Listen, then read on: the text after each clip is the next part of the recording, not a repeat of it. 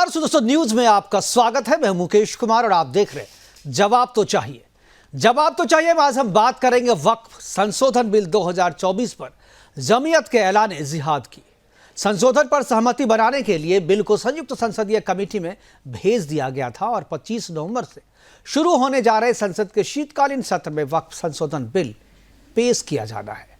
इस बिल के विरोध की बुनियाद इसे इंट्रोड्यूस करने से पहले ही रखी जा चुकी थी।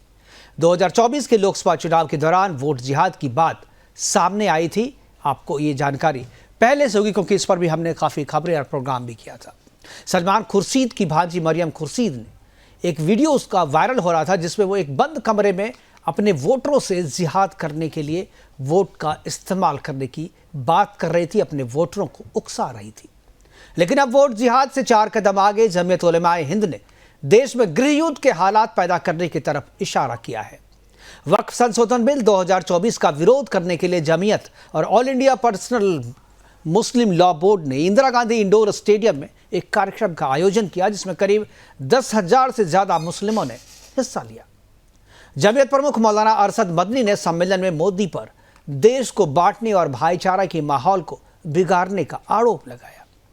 अरशद मदनी ने कहा कि सरकार मुस्लिमों से उनकी जमीनें, मस्जिदें, मदरसे, दरगाह, कब्रिस्तान आदि सब छीन लेना चाहती है, लेकिन जमीयत ऐसा होने नहीं देगी। जमीयत और all India personal law board ने वक्फ बिल में संशोधन का विरोध केवल इसलिए नहीं किया है कि ये जो है मोदी सरकार ला रही है, बल्कि वो इसलिए भी इसका विरोध कर रही है क्योंकि इस संशोधन से वक्फ बोर्ड के उन अधिकारों को छीन रहा है जो न केवल संविधान की समानता के मौलिक अधिकार के खिलाफ है, बल्कि इसके जरिए जमीनों पर अवैध कब्जा करने का उनका अधिकार भी छीना जा रहा है। उनकी लूट खसोट और गरीब मुसलमानों से जमीन को हथियाने की साजिश भी फेल हो रही है इस संशोधन के जरिए। और यही वजह है कि ये जो लोग हैं, ये जो मठाधीश है, वो इनका विरोध कर रहे हैं। वक्फ बोर्ड के पास इतनी जमीनें हैं जिनमें 3 दिल्ली को आसानी से बसाया जा सकता है और इनमें से आधी से ज्यादा जमीनें गैर कानूनी तरीके से कब्जा की गई है।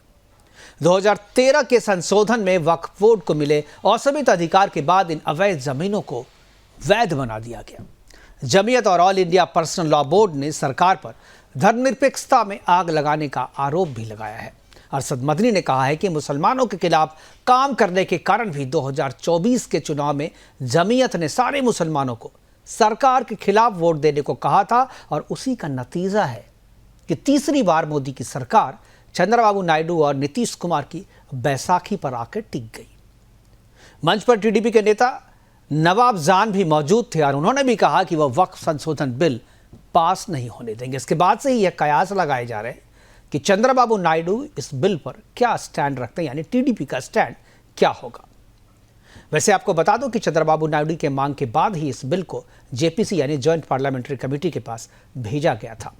अभी तक नीतीश कुमार की तरफ से किसी भी तरीके का कोई बयान नहीं है। हालांकि जमीयत ने नीतीश कुमार से भी संपर्क साधने की कोशिश की, लेकिन उनसे उनकी मुलाकात नहीं हुई, या यूँ कहें कि नीतीश कुमार ने मिलने का समय नहीं दिया। चिराग पासवान पे भी डोरे डाले जा रहे हैं, लेकिन उन्होंने भी अभी मिलने का समय नहीं दिया। इसलिए उन दोनों के स्टैंड के बारे में क्लियर है कि वो एनडीए के साथ है, वो सरकार के साथ हैं। लेकिन चूंकि टीडीपी के एक नेता वहाँ पर मौजूद थे जो कि हैदराबाद के जो टीडीपी का जो पार्टी है उनके उपाध्यक्ष हैं, उनकी मौजूदगी में ये सारी चीज़ें कही गई और उन्होंने भी कहा कि हम इसे पास नहीं होने देंगे। मदनी ने मुसलमानों को एकजुट होकर बिल का विरोध करने की अपील की है और कहा है कि वक्फ संशोधन बिल को इस्लाम के खिलाफ है। इस्लाम के खिलाफ बताकर लोगों को एकजुट कर अरशद मदनी उकसा रहे हैं और देश में गृह युद्ध के हालात पैदा करने की कोशिश कर रहे हैं। आज हम चर्चा करेंगे कि क्या वक्फ बिल में किए जा रहे संशोधन सचमुच इस्लाम के खिलाफ है। क्या वक्फ बिल संशोधन के नाम पर अरशद मदनी जमीयत के द्वारा झूठ फैलाया जा रहा है? क्या जमीयत मुसलमान को डरा कर देश में गृह युद्ध करवाना चाहता है? क्या जमीयत कांग्रेस के टूल किट के रूप में काम कर रहा है?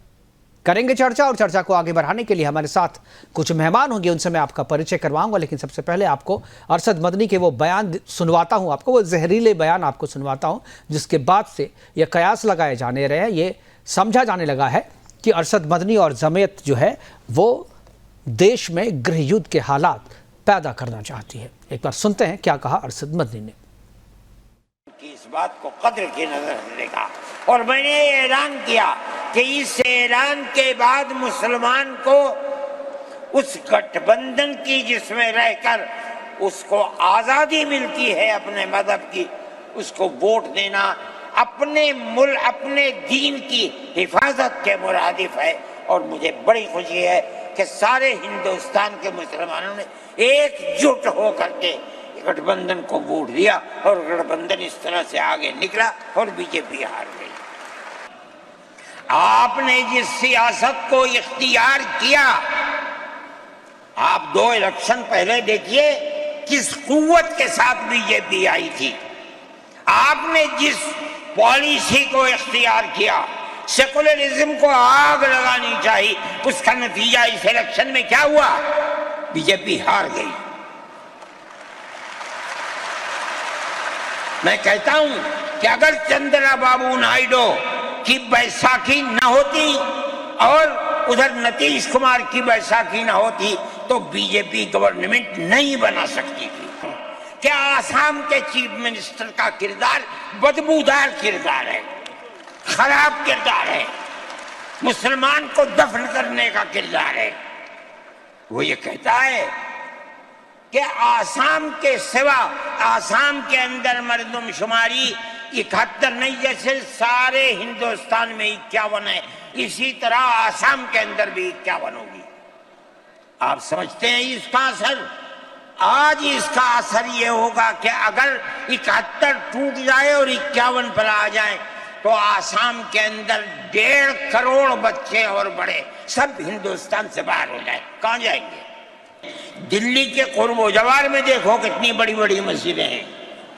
हिंदुस्तान का वो तबका जो इन मसाजिद के औकाफ को हड़प करना चाहता है, कहता है अगर किसी वक्फ जमीन या मस्जिद या किसी भी चीज के कागजात वक्फ के नहीं आए उसको वक्फ नहीं माना जाएगा। कौन 500 साल पुराने कागजात ला करके पेश कर देगा?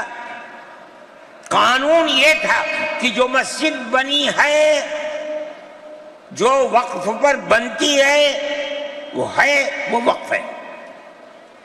आपको क्या दर्द है कि आप उस वक्फ को खत्म करते हैं? इसका मतलब है मुसलमानों की जमीन को हड़प करना चाहते हो, हराम खाना चाहते हो, इसलिए उन औकाफ को हड़प करना चाहते हो।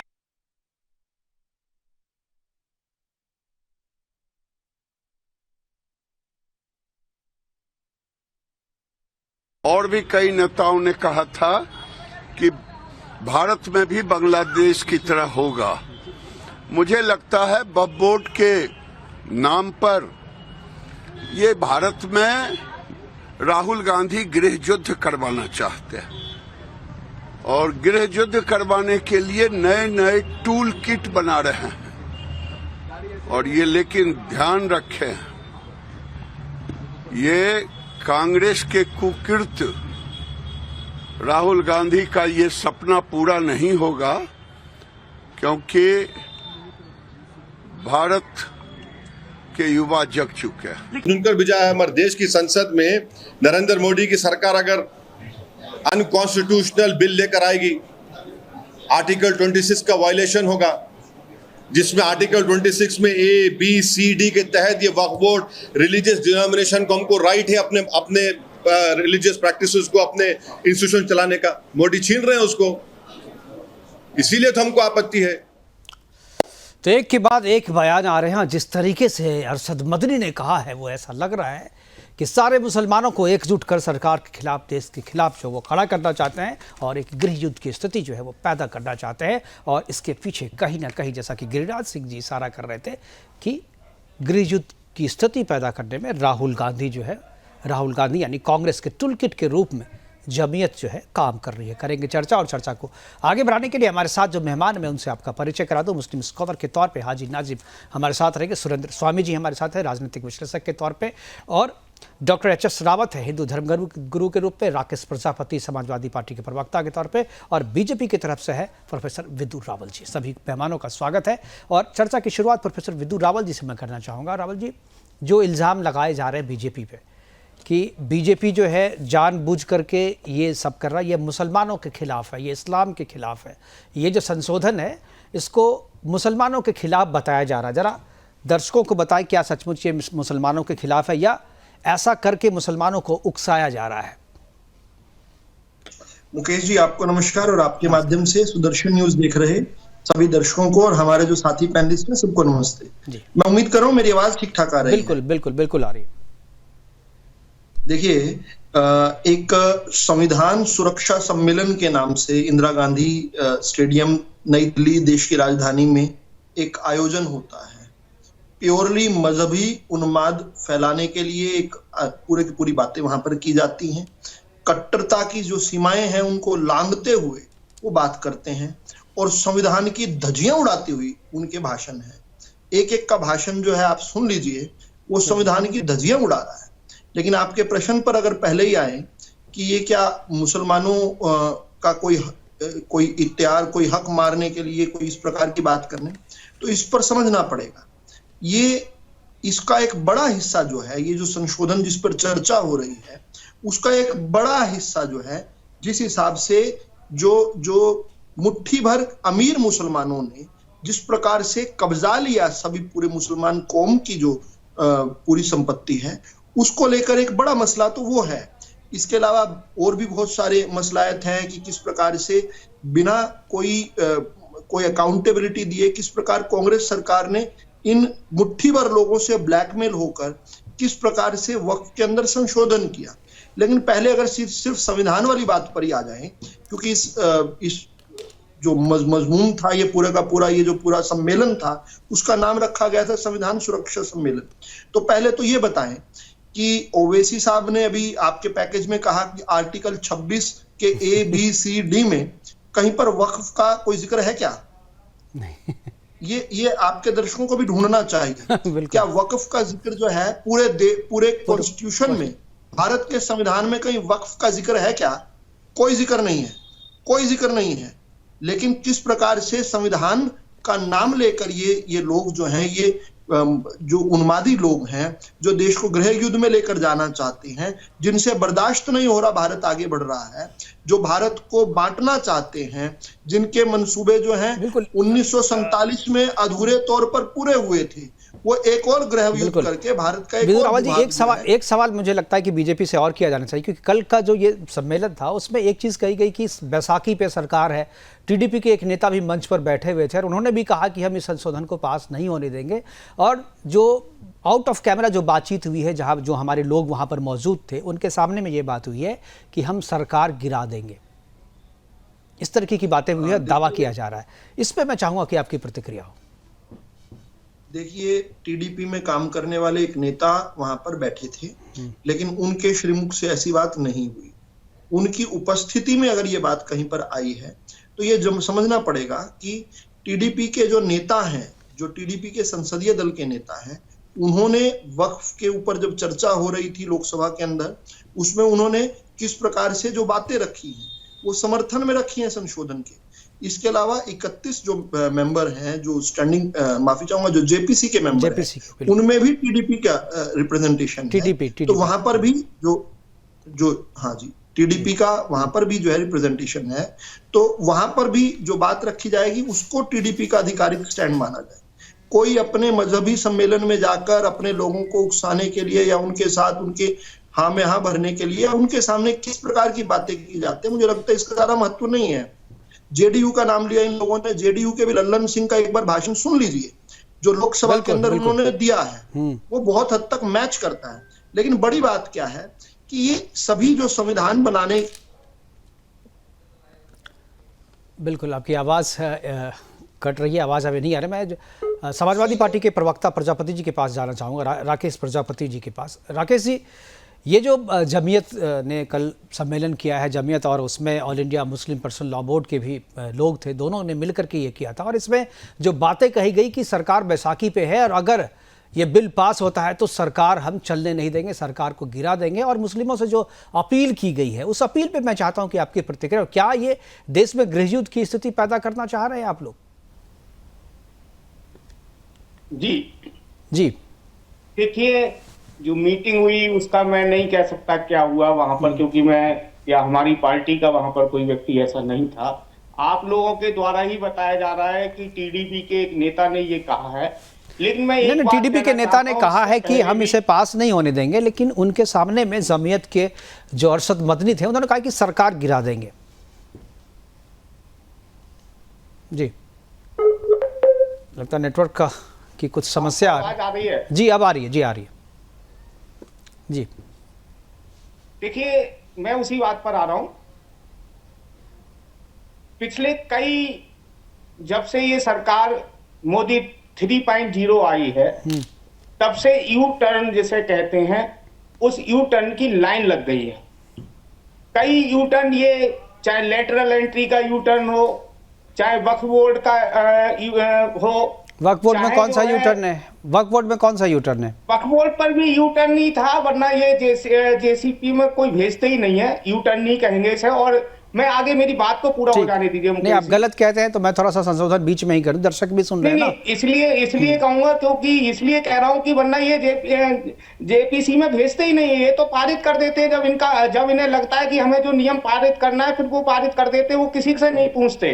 पहली बार प्रधानमंत्री बनने के बाद संपूर्ण जो इनके सहयोगी दल हैं, पहली बार इन्होंने मीटिंग की। ना मोदी 1.0 में इन्होंने मीटिंग की, ना मोदी 2.0 में कभी मीटिंग की, ना कभी शपथ ग्रहण समारोह में किसी को साथ लिया, कभी भी इन्होंने साथ नहीं लिया। लेकिन इस बार ये बैसाखी पर टिके हुए हैं।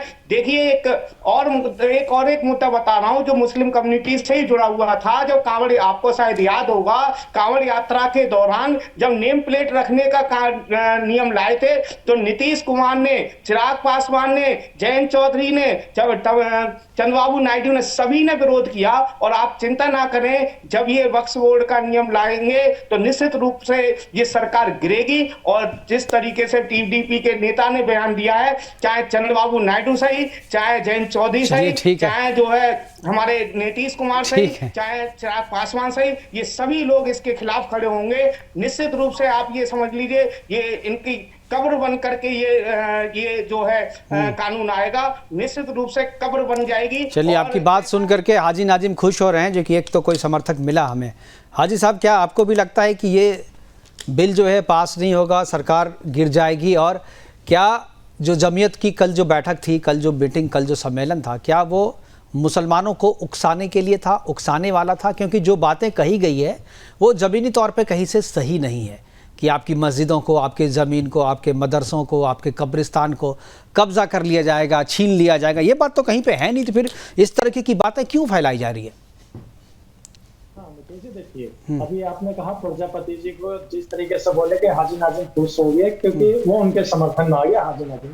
देखिए, मेरे समर्थन में तो मुकेश जी आप देखिए, आप बड़े सम्मानित पत्रकार है। और देखिए, अब मैं आ जाता हूँ जिस तरीके से मदनी साहब ने कहा, देखिए कहीं कोई उकसावे वाली बात नहीं है।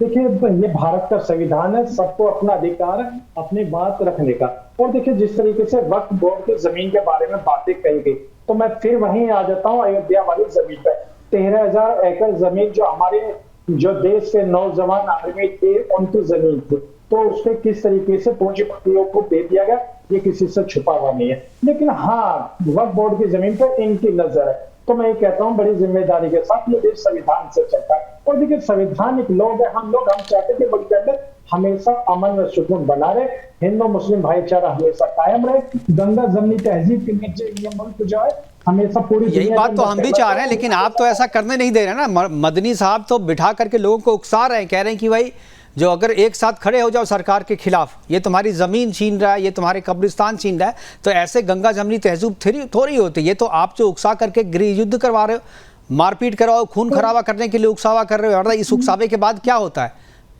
उकसावे के बाद तो मारपीट ही होती है ना। मार काट बचेगी तो किसको, क्या मदनी मारे जाएंगे? आप और हम मारे जाएंगे ना उसमें।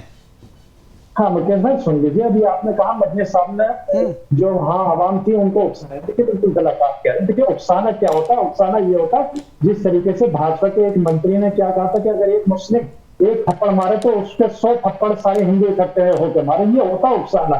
और जिस तरीके से बार बार बात आती है कि अगर आपने देखा होगा महाराष्ट्र के अंदर भी एक विधायक ने क्या कहा था कि महेंद्र रामगिरी का बचाव करते हुए कि अगर इनको किसी ने मुसलमान ने हाथ लगाए तो मस्जिद में चुन चुन कर मारेंगे। देखिए, ये होता है उकसाना। और अगर आपको याद हो, अभी कुछ साल पहले की बात है उत्तराखंड की बात मैं करता हूँ, वहीं पर एक भाजपा के विधायक ने किस तरीके से देवी देवताओं का अपमान किया था, लक्ष्मी जी के बारे में कहा था, सरस्वती जी के बारे में कहा था।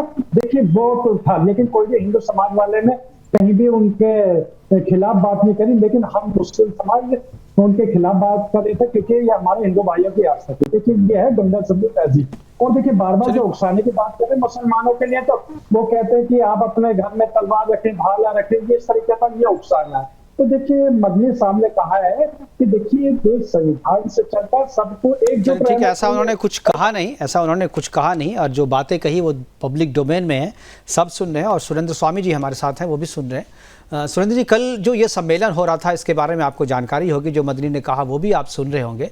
जरा मैं चाहता हूँ कि लोगों को आप बताएं कि क्या मदनी जो कह रहे हैं, डरा रहे हैं, धमका रहे हैं लोगों को, या देश में माहौल ख़राब करना चाह रहे हैं? क्योंकि जो बातें कह रहे हैं संशोधन में, वो बातें तो है नहीं जो जिस परिणाम की तरफ वो लोगों को बता रहे हैं कि इस तरफ ये संशोधन बिल जा रहा है, वैसा तो कुछ है नहीं। तो मदनी साहब जो है वो क्या कांग्रेस के टूल किट के रूप में काम करने लगे हैं, या पहले भी करते थे, अब खुल करके करने लगे हैं? नहीं, देखिए मुकेश जी, जो रिलेशनशिप पॉलिटिकल पार्टीज की और हिंदू मुस्लिम्स की पर्दे के पीछे चल रही थी, वो अब पर्दे के सामने आ गई है। अब किसको उस पे पर्दा डालने से तो कोई फायदा होगा नहीं, जो स्थिति है सबके सामने है। आपको ध्यान होगा, खुद राहुल गांधी ने लोकसभा के चुनाव में ये बात कही थी कि अगर मोदी फिर से प्रधानमंत्री बना तो देश में आग लग जाएगी। बिल्कुल। अब मोदी प्रधानमंत्री बन गए, देश में आग लगी नहीं। अब देश में आग नहीं लगी तो क्या तरीका है देश में आग लगाने का? तो वही एक तरीका है, क्योंकि वो खुद गैर हिंदू लीडरशिप है, तो उनको इन्हीं लोगों का भरोसा है, इनको राहुल गांधी का भरोसा है। और इसीलिए वो इस बात को आगे बढ़ा करके, और वक्फ की जो पूरी, मतलब जैसे यूसीसी पे अफवाहें फैला रहे हैं, ऐसे ही ये वक्फ बोर्ड का जो कानून है उसमें जो संशोधन हो रहा है, उसको लेकर के ये पूरी की पूरी भ्रम फैला रहे हैं, और अपने मुसलमानों को में भ्रम पैदा करके, उनको गलत बातें बता करके, और ये उनको उकसा रहे हैं। इसमें कोई दो राय नहीं, उनकी आप शक्ल देख लीजिए, बिल्कुल से बोल रहे हैं। और ये पहला अटेम्प्ट नहीं है, इससे पहले उन्होंने बॉम्बे में किया था टिकट मांगने को लेकर के कि हमने वोट दिया है, तो वो खुल के कह रहे हैं कि मुसलमानों ने एकजुट होकर वोट दिया है। का जो कानून है वो है जो 1952 में जब बना था, उसमें क्या संशोधन नहीं हुए? 95 में क्या उसको पूरा संशोधित करके नया नहीं बनाया गया? क्या 2013 में उसमें संशोधन करके संविधान से बाहर की ताकतें उस बोर्ड को नहीं दी गई? तो जब सरकारें उसको संशोधन कर सकती हैं तो अब भी कर सकती हैं। जो कुछ सरकार कर रही है संविधान में कर रही है। और जो उसमें कांग्रेस ने जाते जाते अपनी सरकार का, उनको तो लग ही गया था कि हम जाएंगे, तो 2013 में जो वो कानून बना के गए कि वक्फ बाय यूजेस, वो तो ऐसा खतरनाक कानून बना के चले गए कि वो तो अगर हम कहीं भी अमेरिका में भी जाके व्हाइट हाउस पे उंगली रख देंगे ये वक्फ की जमीन है, तो आप कुछ कह नहीं सकते ऐसे। मतलब ये बिल्कुल मुस्लिम, और मुझे लग रहा है कि इन्हीं सब प्रावधानों को हटाने के लिए जो है ये संशोधन है। जी मुकेश जी, इनसे पूछिए मुस्लिम स्कॉलर से कि कितने मुस्लिम देशों में वक्फ बोर्ड है? कितने मुस्लिम देशों में वक्फ बोर्ड है? दूसरी बात, इनसे पूछिए, मुस्लिम स्कॉलर है, क्या इस्लाम वो बनाने की, मजार बनाने की इजाजत देता है? क्या मजार इस्लाम को कबूल है, जो ये उसके नाम पे जमीनें हड़प रहे हैं सब जगह? बिल्कुल। तो ये तो पूरा खेल है। मैंने आपको एक बार पहले भी डिबेट में कहा था कि कांग्रेस ने देश की बंटवारे के बाद हिंदुओं के हाथ पैर बांध दिए और उनके ऊपर मुसलमानों को उनके सर पे बिठा दिया। उनके लिए सारे कानून बनाते चले गए एक के बाद एक, चाहे वो सिविल कोड हो, चाहे वो शरीयत ला हो, चाहे वो पर्सनल लॉ बोर्ड हो, चाहे वो वक्फ बोर्ड हो, ये सारे कानून वो बनाते चले गए। अब जब सरकार आई है, हिंदू को समझ में आने लगा है, वो अपना सर उठा रहा है, तो इनको परेशानी हो रही है। अब जब इनको परेशानी हो रही है तो ऐसे कानून जो देश के संविधान से भी बाहर हैं, ये उन कानूनों में भी संशोधन नहीं करना चाहते। तीसरी बात यह है कि इन्होंने आग लगाना है, आग लगा के देख लें। इन्होंने बिल्कुल आग लगाने की बात है। एच एस रावत हराने के लिए हरा नहीं पाए। बिल्कुल। मैं सुरेंद्र स्वामी जी आपसे एक पॉलिटिकल सवाल ही पूछूंगा जरा सा, जो टीडीपी को लेकर के है, लेकिन उससे पहले जरा मैं एचएस रावत जी के पास जाना चाहूँगा। रावत जी, जिस तरीके से बात की जा रही है और उकसाने की कोशिश की जा रही है, क्या आपको लगता है कि ये धार्मिक उन्माद को फैला करके देश में हिंसा करना चाहती है और ये टूल किट की तरह, जो सवाल मैंने स्वामी जी से किया वही सवाल मेरा आपसे भी, क्या ये टूल किट की तरह इस्तेमाल होने लगी है कांग्रेस की टूल किट? जी, जो टूल किट है ना कांग्रेस का, और कांग्रेस के बाद जो अलायंस गवर्नमेंट बनी थी उनका ये टूल किट है, आज से नहीं है ये, देश आजादी के बाद से ये टूल किट काम कर रहा है। और पहले इसी प्रकार के भड़काऊ भाषण होते थे और फिर हर उत्तर प्रदेश के बड़े शहर में कहीं ना कहीं दंगे होते थे, जिसमें मथुरा, अलीगढ़, सहारनपुर, मेरठ, मुजफ्फरनगर, ये तो आग की तरह धधकते रहते थे। और इस काम को बखूबी इमाम बुखारी करते थे और ये मदनी भाई साहब चाचा भतीजे तो करते ही थे, इसमें तो कोई दो राय है नहीं। अब सत्ता पलट गई है, अब वो वाली सत्ता तो रही नहीं कि कांग्रेस की जो इनकी जो मर्जी चल जाएगी। अब तो अंदर का रास्ता दिखाई दे जाएगा 1 मिनट के अंदर। इस तरह के भड़काऊ भाषण देने का मतलब है कि जेल का रास्ता, अब वो समय चला गया, वो समय इनका भड़काऊ भाषण देने वाला चला गया। अब सोशल मीडिया का जमाना है और जनता एक एक शब्द को समझने की कोशिश करती है। क्यों जरूरत है आपको इतनी जमीन की? क्योंकि देश के विकास के लिए जमीन नहीं चाहिए।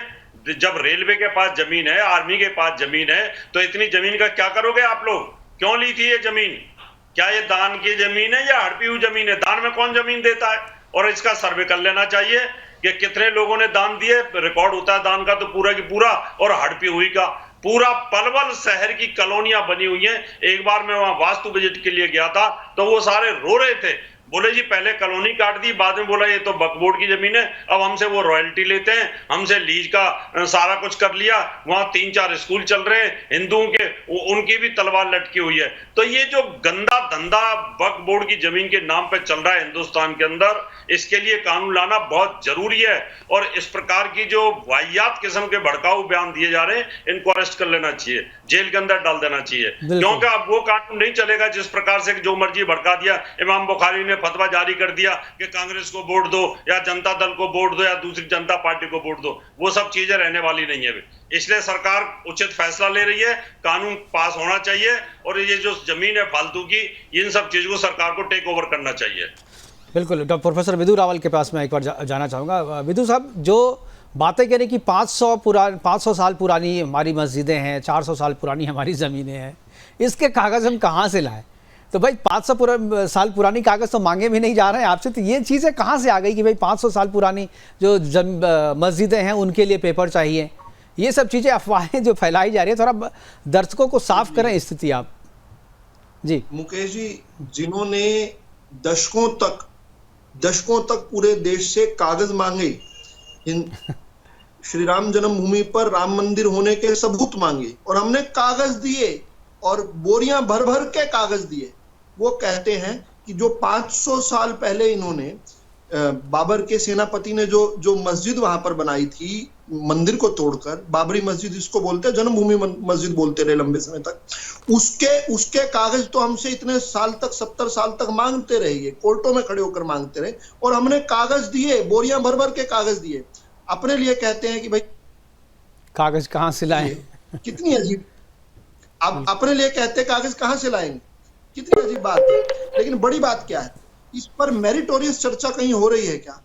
यहां पर बैठकर जो साहब बैठे हैं, जो लोग भी ये कह रहे हैं कि ये संशोधन ठीक नहीं है, क्या इनमें से कोई एक भी व्यक्ति ये बता रहा है कि वक्फ बोर्ड के कौन से नियमों को ये रहना, मतलब नहीं जाने देंगे? बिल्कुल। क्या मेरिट पर कोई चर्चा आपने अब तक सुनी है? क्या आपने ये सुना है कि वक्फ बोर्ड का ये जो संशोधन नहीं होना चाहिए, तो इस पर ये जो प्रावधान है नहीं हटने चाहिए, या ये प्रावधान हम हटने नहीं देंगे और इन वजहों से नहीं हटना चाहिए? केवल कह रहे हैं कि ऐसी हटना ही नहीं देंगे। इसी प्रकार के यही मॉडल्स है इनका। ये जो संविधान की बात करते हैं, ये संविधान विरोधी लोग हैं, शरीयत को लाना चाहते हैं हिंदुस्तान में। मुकेश जी, मैं जल्दी से खत्म कर रहा हूँ ये बात को कहते हुए, सीएए के दौरान भी चर्चा। ठीक है। हाजी नाजिम आपको कुछ बोलना चाह रहे हैं, जरा सा आप दोनों को सामने सामने लाएं जरा। पीसीआर जी। हाँ देखिए मुकेश भाई, देखिए ये सीएए कानून में नहीं बता पाए कि नागरिकता मुसलमान की या किसी की भी कैसे चली जाएगी। इसी प्रकार से वक्फ में इनको क्या पसंद है, किस चीज को ये रखना चाहते हैं, उसकी चर्चा नहीं कर रहे। इनके नुमाइंदे तो संसद के अंदर भी खड़े हैं, इनके नुमाइंदे तो जेपीसी में भी खड़े हैं, लेकिन वहां पर क्या कर रहे हैं, वहां पर ग्लास तोड़कर चेयरमैन की तरफ चर्चा नहीं कर सकते। शरीयत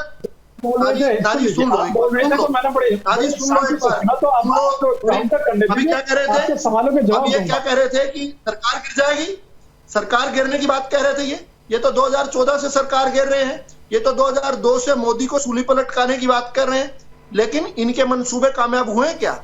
ये मुंगेरी लाल आपने रोज देखा। अब आप अगर साइलेंट था तो हाजी नाजिम आपको जवाब दे, ताकि आपके सामने सच्चाई का पता चले। सुन लीजिए, अरे सुन लीजिए, ऐसा बोलने से, फालतू बातें बोलने से वो नहीं चलता।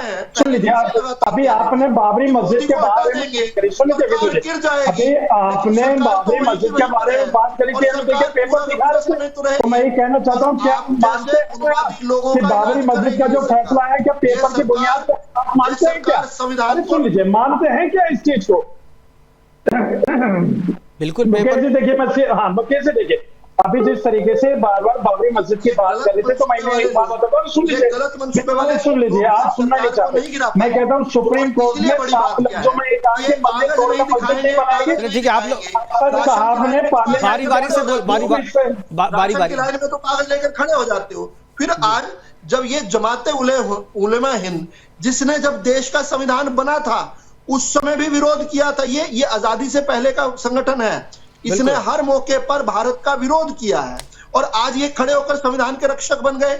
आज जो अपने मुंह से कह रहे हैं सेकुलरिज्म की रक्षा करनी है, गंगा जमुनी तहजीब की रक्षा करनी है, भाई एक तरफ एक मुंह से कह रहे हो कि हाँ सारे मुसलमान एक होकर वोट करेंगे, और दूसरी तरफ कह रहे हो सेकुलरिज्म, हिंदू से सेकुलरिज्म एक्सपेक्ट करते हो, और खुद मजहबी उन्माद। बिल्कुल। और इंटरनेट की कुछ समस्या आ गई। मैं सुरेंद्र स्वामी जी के पास में एक और जाना चाहूंगा। सुरेंद्र स्वामी जी को अगर एक बार मुकेश जी मुझे बात नहीं रखनी थी, मुझे बात नहीं रखनी थी, ये देख लीजिए इस प्रकार से ये लोग जो हैं दोगलेपन की पहाड़ पर खड़े हैं। बिल्कुल बिल्कुल। मैं सुरेंद्र स्वामी जी के पास एक बार जाना चाहूंगा। नहीं मुकेश जी, पहले आप मुझे बोलने दीजिए। ठीक है 10 सेकंड मैं आपको दे रहा हूँ, जल्दी से जी, जल्दी से। नहीं मुद्दा बहुत बड़ा, तो 10 सेकंड में मैं क्या करूँगा? आप बोलिए ना, आप इधर उधर की बात ना करें, सीधा बात पॉइंट पर। सुन लीजिए, मैं ये कहता हूँ कि भारत के अंदर जितनी भी जमीनें हैं वो देखिए हमारे बाप दादा की है, हमारे बाप दादाओं की मिल्कियत है। वक्फ बोर्ड की जो जमीन है, आपके बाप दादा तो हिंदू थे भाई साहब, आप कहे ना हिंदुओं की है, वो तो वही, तो वक्त कहाँ से आ गई? बाप दादा ही आपके हिंदू थे, तो आप कहाँ से आ गए? चलिए समझ गया मैं, चलिए हो गया सर। प्रजापति जी कुछ बोलना चाह रहे हैं जी। ठीक है जी, आप सुनना ही नहीं चाहते तो जी, आपकी आवाज नहीं आ रही है। एक बात कहना चाह रहा हूं कि इस देश में आखिर जो मोदी जी जिन बातों को लेकर के आए थे, आखिर कब ये 2 करोड़ रोजगार का बिल लेके आएंगे? चलिए फिर देखिए, इसमें बहुत बात करेंगे, जो जिस मुद्दे पे बात कर रहे हैं उस मुद्दे पे बात करें प्रजापति जी। ठीक है, चलिए मैं स्वामी जी के पास में आता हूँ। ठीक है प्रजापति जी, वापस उस चीज पे बार इसी चीज पे जाएंगे। स्वामी जी, एक चीज जो अभी इस दौरान ये जो वक्फ बोर्ड पे, विदु जी एक मिनट, ये जो वक्फ बोर्ड पे जो बात हो रही है, एक जो है सरकार को गिराने की बात हो रही है। सरकार सही में बीजेपी अपने बूते सरकार में नहीं है, सहयोगी दलों के बूते में है, टीडीपी और जेडीयू की बात कर रहे हैं। क्या पॉलिटिकली, मैं चाहता हूं कि पॉलिटिकली थोड़ा एनालाइज करें, आपकी क्या ऐसी स्थिति बन सकती है? क्योंकि कहीं ना कहीं कुछ तो ये लोग पका रहे हैं, क्योंकि टीडीपी के लोग वहां पर थे मौजूद, जेडीयू हालांकि साथ बीजेपी के है, अभी सरकार में है। चिराग पासवान के बारे में भी कहा जा रहा है कि वो अभी तक अपना स्टैंड क्लियर नहीं कर रहे हैं। जरा मैं चाहूंगा कि आपका विश्लेषण क्या कहता है इस पर? देखिए मुकेश जी, ऐसा है कि ये एकजुट होकर के चुनाव लड़े थे, ये कोई पोस्ट पोल अलायंस नहीं है, प्री पोल अलायंस है, एक बात। दूसरी बात ये है कि जब भी कोई इतना बड़ा बिल या इतना बड़ा मुद्दा संसद में लाया जाता है, तो ऐसा नहीं होता है कि आप जो बड़े लीडर्स हैं सहयोगी पार्टियों के, उनसे आप इस पर विचार नहीं करते हैं। उसमें एक स्ट्रेटेजी बनती है, उस स्ट्रेटेजी के हिसाब से सरकार चलती है। उस समय जब ये विधेयक लाया गया था संशोधन के लिए, उस समय भारतीय जनता पार्टी और एनडीए के पास राज्यसभा में बहुमत नहीं था, वो बहुमत अब इनके पास आ चुका है। और इसलिए विंटर सेशन में इनको इस कानून को पास कराने में कोई दिक्कत नहीं है, न कहीं टीडीपी जाने वाली है और न ही कहीं पे जनता दल यूनाइटेड जाने वाला है। इसलिए सरकार गिराने के सपने देखने से कोई फायदा नहीं है। और जहां तक दूसरी बात भड़काने की है, ये बार बार के भड़काने वाला किस्सा अब खत्म हो चुका है। रावत जी ने भी ये बात कही थी। शिमला में आप देख चुके हैं, अभी बदायूं में क्या हुआ आप देख चुके हैं। अब हिंदू भी मुकाबले में सड़क पे उतनी ही भीड़ में आने को तैयार खड़ा है।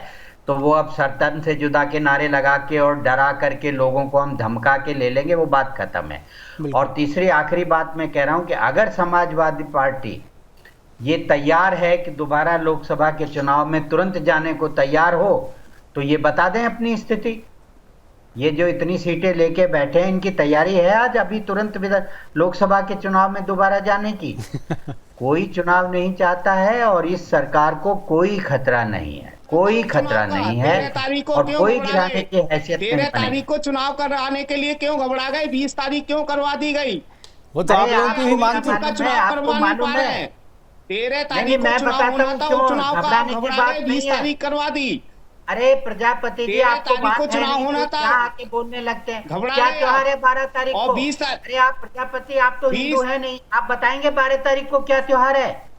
आप तो हिंदू है नहीं ना, आपको पता है 12 तारीख को पहले नहीं पता था 13 तारीख को एकादशी है, पहले नहीं पता था 13 तारीख को क्या त्योहार है। शादियां होंगी देश में, आप उम्मीद करते हैं कि 13 तारीख को लोग चुनाव में क्या नया कोई त्योहार बनाए? क्या आएंगे? आपको आपको नहीं मालूम त्योहार बनाए? आप जो है महाबेरोजगारी से, उत्तर प्रदेश महाबेरोजगारी से गुजर रहा है। अरे आपको मालूम है कि नहीं? पारे को एकादशी है, 150 प्रश्न आते हैं पुलिस परीक्षा में। 13 इसी तरीके की बात जो हरियाणा चुनाव के दौरान भी कही गई थी और उस दिन भी इसी तरीके के पर्व के कारण जो वहाँ तारीख बदली गई थी। यहाँ भी देव उठाओ एकादशी के कारण ये तारीख बदली गई है। इसकी मांग कांग्रेस भी कर रही थी। इनफैक्ट इसकी मांग जो है कांग्रेस ने भी चुनाव आयोग से कहा था, बीजेपी भी नहीं कहा था, और इसी कारण से ये तारीखें बदली गई है। फिलहाल हमारे साथ जुड़ने के लिए हमारे पास समय की कमी है। वाइंड अप करने के लिए कहा जा रहा है प्रोफेसर विदु रावल जी आपका, राकेश प्रजापति जी आपका, हाजी नाजिम जी आपका, HS रावत जी आपका और सुरेंद्र स्वामी जी आपका बहुत बहुत धन्यवाद। आप जुड़े और अपनी महत्वपूर्ण चर्चा और अपनी महत्वपूर्ण बातें आप हमसे साझा आपने की। लेकिन जो चर्चा चल रही है कि मोदी सरकार के खिलाफ जमयत का ये ऐलान जिहाद है, क्या ये आज ही रुक जाएगा? क्योंकि संशोधन का बिल जो है वो 25 तारीख से जो सेशन शुरू हो रहा है उसमें आना है, और उसके बाद जब ये बिल पास हो जाएगा उसके बाद से प्रतिक्रिया क्या होगी उसका लोगों को इंतजार है। क्योंकि ये बिल जो है संशोधन के ये पास होकर रहेगा, क्योंकि ये बिल जो है कहीं से भी कानूनी नहीं है, गैर कानूनी तरीके से असीमित अधिकार दे दिए गए थे, और इसमें गरीब मुसलमानों की ज़मीन को हड़पने की जो कोशिश है उस कोशिशों के खिलाफ ये संशोधन लाया जा रहा है, और उन गरीब मुसलमानों को उनका हक जो है वो वापस दिया जाएगा। फिलहाल अभी के लिए इतना ही, दीजिए इजाज़त, नमस्कार।